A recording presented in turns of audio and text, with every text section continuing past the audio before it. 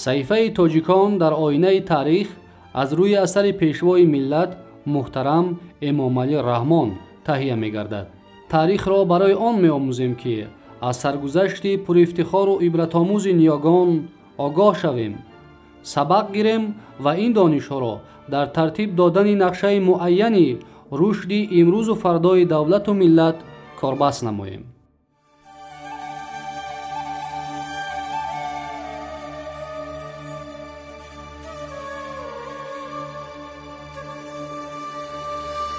ادامه صحیفه تاجیکان در آینه تاریخ.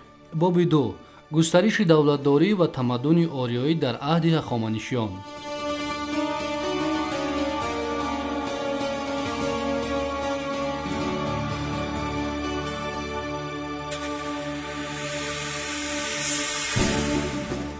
بعد مرگ دارا یک سال 486 قبل از میلاد به سر تخت پسر او خشیارشاه یک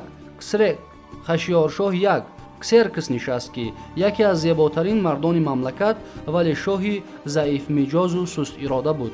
خشیارشاه یک بعد یک چند لشکرکشی های بی‌قرار به یونان زمین با ماجراهای داخل حرم و خبرکشی و سخنچینی خواجه سرایها داده شده اداره کنی امپریا را به حال خود گذاشت. در دوام بیش از 10 سال جنگ با یونانی ها او تقدیر لشکر را با اختیار سرلشکران واگذاشته در امور لشکرداری تدبیر جدی ناندیشید. شاید همین سبب گشت که خشیارشاه یک سال 465 پیش از میلاد از جانب اسپامیتر نام خواجه سرای و سردار پاسبانان ارتبان کشته شد و به جای او پسر خردیش اردشیر یک به تخت نشست. اردشیر یک از تبدلات درباری هراسیده امر داد که همه برادرانش را قتل نمایند. دوره دولتداری او یکی از پرآشوبترین دوره‌های امپریای هخامنشیان بوده. نزاع‌های درباره چی در این دوره و چی در دوره شاهنشاهی دارای دو و اردشیر دو بیشتر افزود. پادشاهی هخامنشی اردشیر دو منیمان 115 پسر داشت. پس از فوت او در سال 358 پیش از میلاد یکی از پسرانش که با نام اردشیر سه آخ مشهور است به تخت نشست. آخ که هنوز در وقت زندگی پدرش با مکر و فریب برادرانش را نابود ساخته بود، برابر نشستن به تخت سلطنت تمام خویشاوندان خود را صرف نظر از سین و جنس به قتل رسانید و با همین در تاریخ همچون خونخوارترین پادشاه هخامنشی نام برآورد. در نهایت کار اردشیر سه هم با وصایت باهوی نام خواجه سرای از دست طبیب شخصیش زهر خورده نابود شد. اصلاحات دولتداری و نظام اداره‌کنی که دارای یک گذرانیده یک امپری ابرقدرت جهانی را به میان آورده بود در دوره دولتداری وارثان او رو به تنزل نهاد. سرآمدان امپری هخامنشیان کوروش کبیر و دارای یک به اداره‌کنی دولت و لشکرکشی و کشورکشی‌ها بواسطه مشغول شده باشند، وارثان آنها تقدیر دولت و دولتداری را به اختیار خواجه سرایان اغواگر و سرلشکران بی‌هنر گذاشته بودند.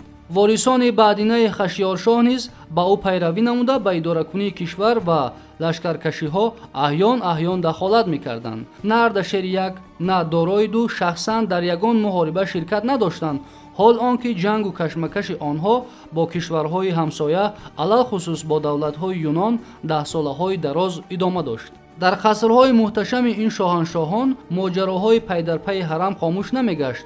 زبان یکونی خواجه سرایان و شاهبانوها به معیار مقرری زندگی تبدیل یافته بود. بسر و سامانی‌ها که پس از مرگ اردشیر سه در خاندان پادشاهی حکم فرما گردید، امید دشمنان یونانی هخامنشی‌ها را قوی‌تر نمود.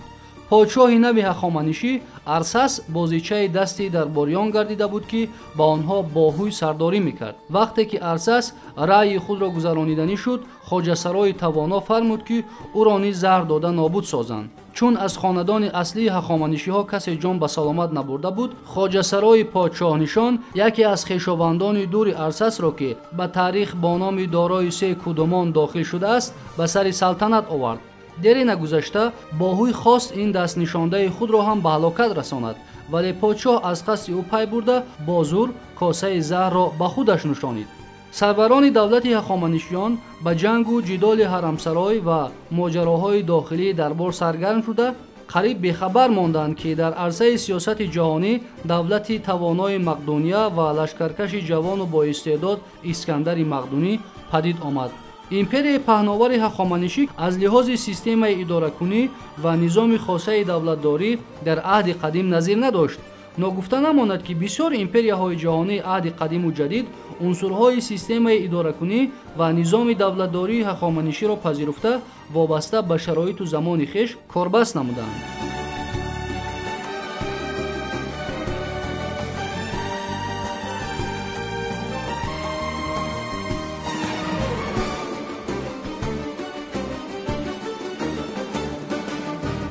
саҳифаи тоҷикон дар оинаи таърих аз китоби дуюм дар боби дуюм таҳти унвони густариши давлатдорӣ ва тамаддуни ориёӣ дар аҳди ҳахоманишиён идома дорад.